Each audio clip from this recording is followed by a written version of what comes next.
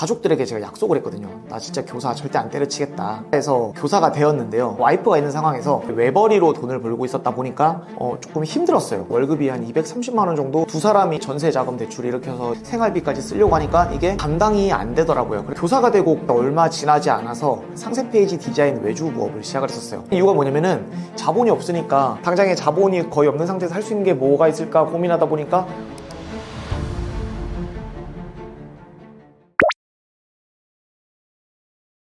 사실 저는 교사를 되게 늦게 했습니다. 2017년도에 이렇게 임용고시 공부를 해서 임용에 합격을 했고 2018년도 3월에 발령을 받아서 딱 제 나이로 30살 되던 해에 교사가 됐었어요. 근데 사실 그 이전에 교사가 늦게 된 게 아니라 사실 그 이전에 제가 다양한 좀 사업에 도전을 했었는데 결과가 모두 좋지가 않았어요. 그래서 가족들에게 제가 약속을 했거든요. 나 진짜 교사 절대 안 때려치겠다. 이제 진짜 여기에 정착하겠다 해서 교사가 되었는데요. 교사를 때려치게 되는 이제 가장 큰 이유가 무엇이었느냐면은 조금 솔직하게 말씀드려서 답답했던 것 같아요. 왜냐면은 교사라는 것 자체가 이게 연공 서열제라 해가지고 시간에 따라서 월급이 올라가는 구조다 보니까 제가 막 열심히 노력한다고 해서 급여가 높아지는 것도 아니었고, 그렇다고 해서 열심히 한다고 해서 또 이게 무조건 승진이 보장되어 있는 구조는 또 아니거든요. 그러다 보니까 이게 내가 정말 이 운에 기대서 성장해서 정말 운이 좋으면은 교장 선생님이 될 텐데 이게 과연 내가 바라는 삶인가에 대해서 항상 좀 스스로 많이 물어봤던 것 같아요. 그리고 이제 한 4년 반 정도 근무를 했을 때 즈음에 아니었구나 라는 생각이 들어서 가족들과의 약속을 이제 뒤로 한 채 때려치우게 되었습니다. 사실 교사를 그만두고 시작한 부업은 아니고요. 교사를 하는 중에 부업을 했습니다. 사실 공무원은요, 겸직 금지 업종입니다. 걸리면은 정직이에요, 정직. 한 3개월 정도 정직을 받는 걸로 알고 있는데, 저 같은 경우는 이제 식구가 있었어요. 와이프도 있고 자식도 있는 상황에서, 자식은 태어나기 전에 부업을 시작했으니까 일단 와이프가 있는 상황에서 저 혼자 이렇게 외벌이로 돈을 벌고 있었다 보니까 조금 힘들었어요. 교사가 특히나 아까 말씀드린 것처럼 연공서열제였는데 저는 근무한 지 얼마 안 됐다 보니까 월급이 한 230만 원 정도 이렇게 나왔던 것 같아요. 230만 원으로 두 사람이 이렇게 전세 자금 대출 일으켜서 이자도 내면서 통신비도 내면서 뭐 교통비도 내면서 생활비까지 쓰려고 하니까 이게 감당이 안 되더라고요. 그래서 저는 교사가 되고 그렇게 얼마 지나지 않아서 로고 디자인 외주 부업이랑 상세 페이지 디자인 외주 부업을 시작을 했었어요. 그거를 시작했던 이유가 뭐냐면은 일단 저는 자본이 없는 거지였고요. 자본이 없으니까 당장에 자본이 거의 없는 상태에서 할 수 있는 게 뭐가 있을까 고민하다 보니까 몸으로 때우는 일이더라고요. 근데 몸으로 때우는데, 몸으로 때우려고 하면은 뭐 대리기사가 될 수도 있고 이렇게 마사지사가 될 수도 있고 아니면 청소를 대신해 줄 수도 있겠지만 이런 것보다는 조금 더 고부가가치로 시간당 받는 돈을 받고 싶었던 것 같아요. 그래서 좀 디자인을 기존에도 관심이 많았었는데 그 디자인에다가 좀 더 독학으로 디자인을 더하면서 디자인 외주 부업을 시작을 했었고, 교사 시절에도 이미 월 1,000만 원 정도의 부업을 달성을 했었습니다. 교사라는 삶과 사업가의 삶을 이렇게 해본다면은 사실 저는 막 엄청 큰 차이를 두지는 않는데, 어쨌거나 교사는 내가 학생들을 가르치는 일이고 누군가 책임져야 될 사람들이 있다 보니까요, 확실히 그 시간에 맞춰서 출근하고 또 특정 시간이 되면 퇴근하는 어떤 이런 정시성을 좀 가지고 있다면은, 사업가는 그래도 조금 더 자유롭게 내가 만날 사람을 내가 정하고, 내가 그리고 할 얘기를 내가 정하고, 내가 해야 할 일을 내가 정한다는 점에서 조금 차이는 있었던 것 같아요. 대신에 이제 교사 같은 경우는 다들 잘 아시는 것처럼 굉장히 안정적입니다. 근데 사업가는요, 조금 늘 공포를 좀 느껴야 되는 것 같아요. 언제 이 사업의 트렌드가 꺾일지도 모르고, 아니면은 뭔가 갑자기 강력한 경쟁자나 대체제가 등장해서 어떻게 타격을 입을 수도 있다는 건요, 지금 사업을 하면서 늘 가지고 있는 조금 작은 공포심이 아닌가 생각을 하고 있어요. 다 말렸죠. 특히 가족들이. 아니, 정신 차리고 이게 산다고 하더니 또 왜 정신을 놓냐, 왜 또 사업병이 도졌냐, 막 난리가 난 거죠. 특히나 이제 제가 그만둔다고 얘기했던 게 기억이 나는 게 2022년도 2월 달에 그만둔다 했었어요. 아마 2022년도 2월 초가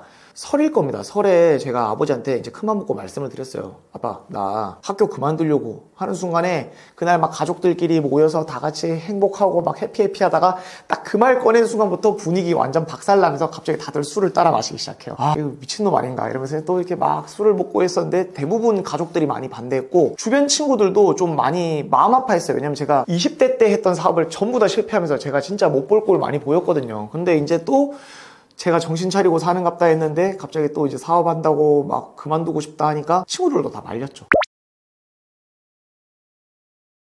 제가 이 초효율이라는 거를 좀 깨닫게 된 거는요, 아이러니하게도 부업을 하면서였어요.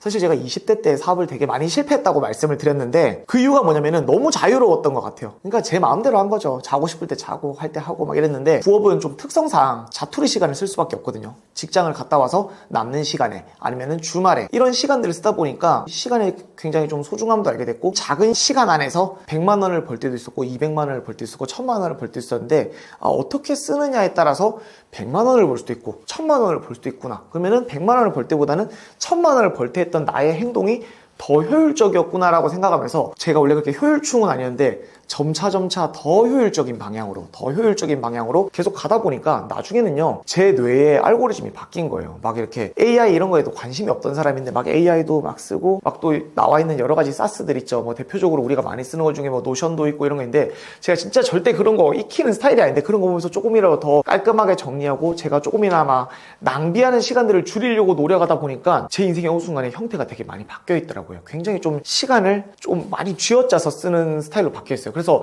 저를 아는 사람들은 진짜 저보고 너무 바쁘게 산다, 너무 정신없이 산다라고 하는데, 저는 지금도 제 인생이 그 누구보다 효율적이라고 좀 자부합니다. 제가 지금 유통업도 하고 있고요. 그 다음에 이제 뭐 강의업, 교육업도 하고 있고, 조금 이것저것 사업을 조금 손을 많이 대고 있는데, 특히 이제 제가 발생하고 있는 매출들 중에서 교육업의 매출 비중이 상당히 큰 편인데요. 이게 아무래도 도움이 안 됐다라고 말을 할 수는 없는 것 같아요. 왜냐면 이제 교사들이 이제 수업에 들어가기 전에 원래 수업 지도안이라는 것을 작성합니다. 물론 이걸 매번 작성하는 건 아니고 좀 중요한 수업 있을 때 보통 작성을 하긴 하는데, 이런 수업 지도안들을 쓰던 버릇이 있다 보니까 좀 뭔가를 가르칠 때 기승전결이라는 게 있다는 것을 알게 됐어요. 보통 이제 뭐 도입, 전개, 정리 뭐 이렇게 얘기하는데, 이런 것들을 저는 제 사업에 적용을 했어요. 교사 시절에 배워왔던 여러 가지 업무를 처리하고 공문이 왔다 갔다 하는 이런 업무 처리 방식이라든지, 아니면은 또 사업을 하다 보면은 좀 고객사들을 대하게 되잖아요. 클라이언트를 대하게 되는데, 저는 학부모라는 클라이언트를 대했는데, 이 학부모라는 클라이언트는요, 쳐낼 수가 없어요.